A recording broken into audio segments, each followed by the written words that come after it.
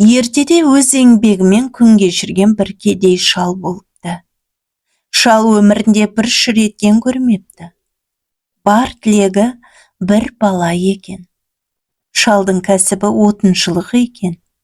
Отын алғалы сайға кетіп бара жатса, жолдың шетіндегі бір топ шидің түбінде ораулы жатқан бір затты көріпті.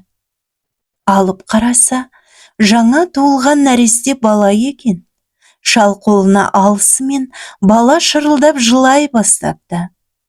Құдайдың бергені деп, шалдың қуанғаны соншалық, отын алмастан баланы қойнына салып алып үйіне қайтыпты. Өмірі бала көрмеген шалдың кемпірі де жүрегі жарыла қуаныпты. Үйіне келген соң маңдайдағы көршілерін шақырып той жасапты. Шал баласының бақытты болуын тілеп, оның атын Бақтыбай деп қойыпты. Күн өтіпті, ай өтіпті, жылдар өтіпті. Бақтыбай есейе бастапты. Әкесі Бақтыбайды оқуға беріпті. Бала өте зерек, алғыр болып өсіпті. Өзі тұстас балалардан ақылы анағұрлым артық болыпты. Басқа балалар бір-бірімен төбелесіп шатақ шығарса, Бақтыбай үнемі оларға арашашы болып, ақылын айтып жүретін болыпты. Сондықтан балалар оны өздеріне би сайлап алыпты. Бақтыбай би болған күнінен бастап, балалар арасындағы ұрыс жанжал түгепті. Балалар араларында болған әрқандай істі бітіруге Бақтыбайдың алдына жүгініске келетін болыпты. Өз елінің биінің жалғыз ұлы бар екен. Ол келіншегін төркіндетіп келе жатса, бұларға жолдан бір сайтан келіп қосылып алыпты. Әлден уақытта келіншек байқап қараса, күйеуі екеу болып қалыпты. Бір-бірінен титтей айырмасы жоқ. Келіншек қайсы өзінің күйеуі екенін айыра алмапты. Сол жағындағысын өз күйеуім дейін десе, оң жағындағысы да өз күйеуі сияқты. Оң жағындағысын өз күйеуім дейін десе, сол жағындағысы да өз күйеуі сияқты. Сөйтіп, келіншек қайсысын өз күйеуімдерін біле алмай, екі жағына жалтақ-жалтақ қараумен жүре беріпті. Ал өңі түсі айырғысыз би ұлы мен сайтан жол жөнекей келіншекке таласып келісумен болыпты. Екеуі де келіншек менікі деп, өзіне қарай бейімдеп, келіншектің атының шау жайына жармасыпты. Сөйтіп, би ұлы мен сайтан келіншекке таласып әбден төбелесіпті. Бидің ұлы өзінің сүйген әйелінен айырылмауға мықты кірісіпті. Сайтан да оған көнбепті. Осылайша дауласпен сол үшеуі бидің үйіне барыпты. Бидің баласы аттан түсе салысымен жүгірген күйі әкесіне барып, «Әке, қайын жұртыма барып қайттым. Бірақ жолда мына бір адам бізге жабысып алып, әйелімді менікі деп таласып болмайды.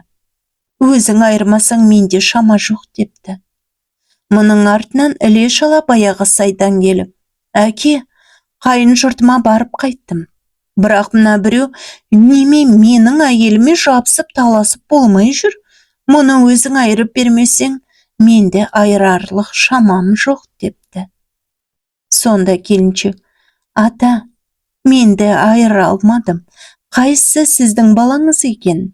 Бұл екеуі жолда осында жеткенше дауласып төбелесіп келді» депті.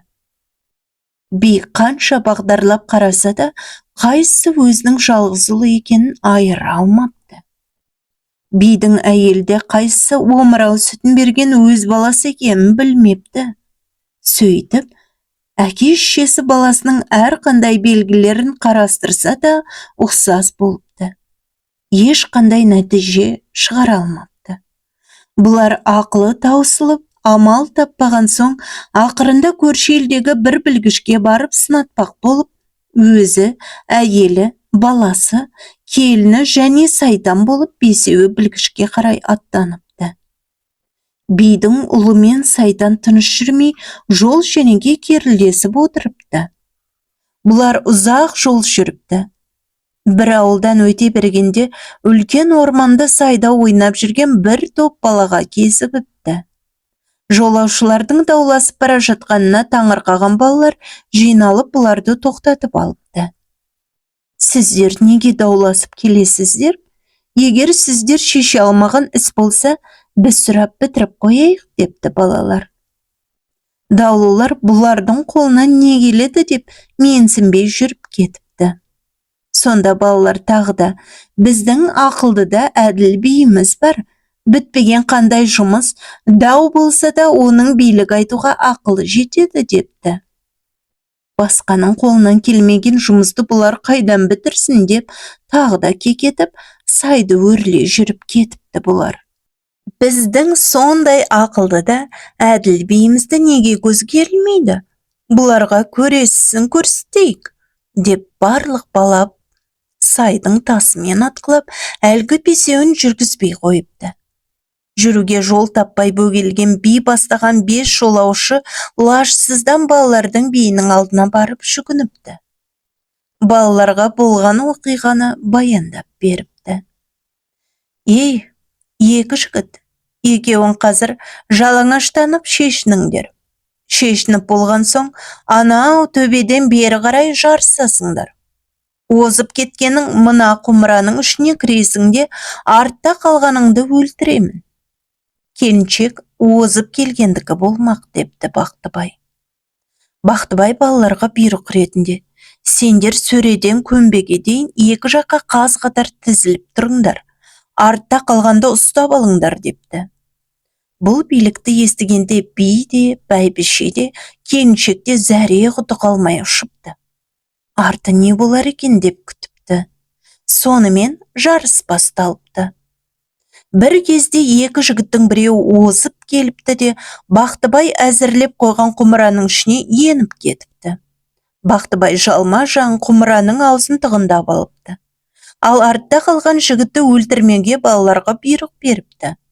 Мұны естіген балалар, Бақтыбай би, сен бүгінге дейін 2-3 билік айтпаған едің. Мынауың қалай?